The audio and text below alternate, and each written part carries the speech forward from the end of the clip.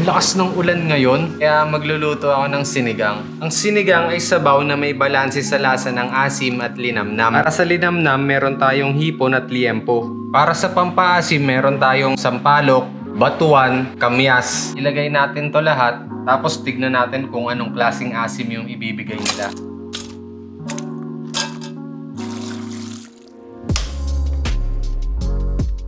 Habang pinapakuluan natin to, ihanda naman natin yung ibang sangkap.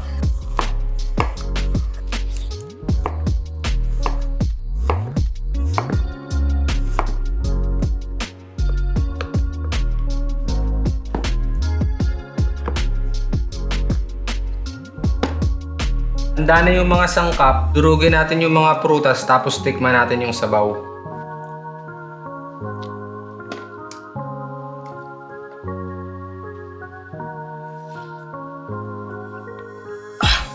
Asim, pero ang sarap. Sarap na nung pampaasim natin. Igisa na natin yung liempo.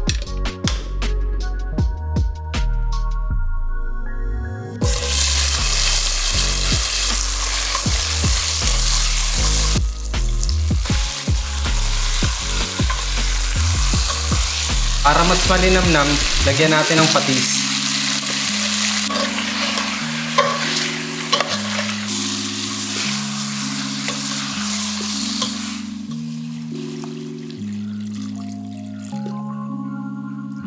Palambutin lang natin yung liempo bago natin ilagay yung labanos tsaka yung hipon. Ngayon, kung wala ka nung mga prutas na pampaasim, pwedeng gumamit ng mga sinigang mix. Madali yon tsaka mas mabilis. Pero maganda rin na masubukan natin yung mga prutas para malaman natin yung natural na lasa tsaka asim. Minsan kasi kapag nasanay tayo gumamit ng sinigang mix, kapag wala na nun, para sa atin hindi na masarap. Pero maganda kung magdadagdag lang tayo nito para mas lalong sumarap yung niluluto natin. Bigyan lang natin ng konting oras at pagmamahal yung sinigang natin, makukuha din natin yung sikreto ng natural na asim at linamnam nang hindi gumagamit ng mga ganito.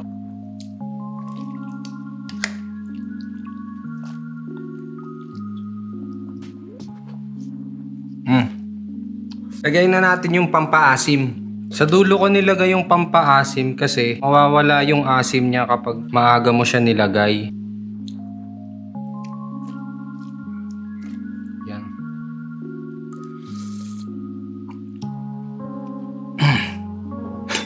Ang sarap asim niya.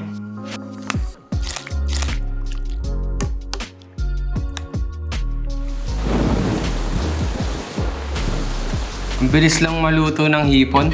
Gumawa na rin ako dito ng sausawan. Pati sili, kalamansi. Tikman na natin.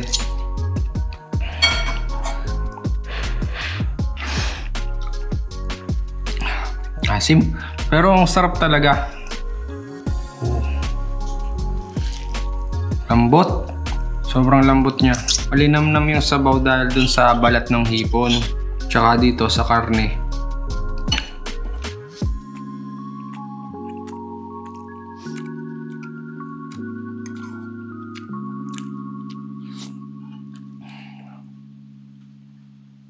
Kain muna ako. Salamat sa panonood.